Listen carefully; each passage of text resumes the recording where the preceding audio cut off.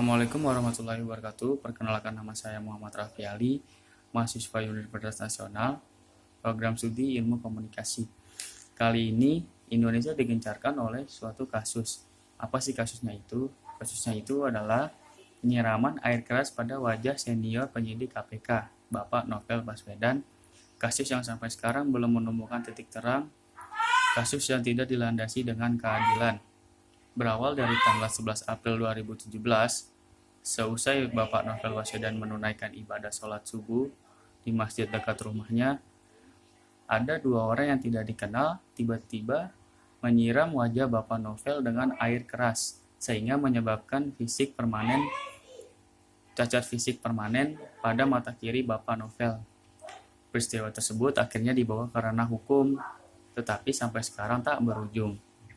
Penyidikan terus berlanjut hingga pada tahun 2019 penetapan tersangka pada kasus ini yaitu bernama Roni Bugis dan Rahmat Kadir. Pengadilan pun terus berlanjut hingga 2020 saat ini. Tetapi ketika sudah merujung, kok alhasil tuntutannya cuma 1 tahun. Padahal tersangka udah membuat cacat permanen Bapak Novel, mata kiri Bapak Novel. Dalam menanggapi kasus ini, menurut saya kasus tersebut menandakan bahwa hukum di Indonesia tidak berjalan dengan sebagaimana mestinya atau tidak adil. Mengapa? Karena kasus tersebut menyebabkan kecacatan fisik permanen pada bagian mata kiri Bapak Novel. Alih-alih kasus tersebut hanya dianggap sebagai tuntutan ringan oleh jaksa penuntut umum. Alhasil hanya dikenai tuntutan 1 tahun penjara, bandingkan dengan kasus pada tahun 2018 silam.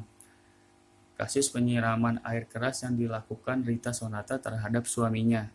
Rita menyewa preman untuk menyiram suaminya dengan air keras.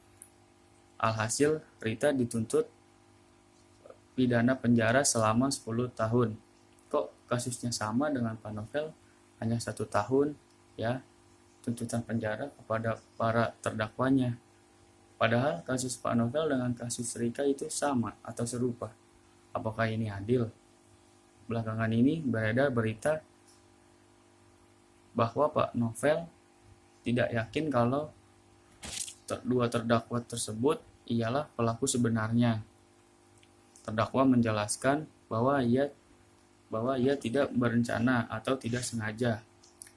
Masa udah nggak sengaja, tapi udah ngerencanain hal tersebut,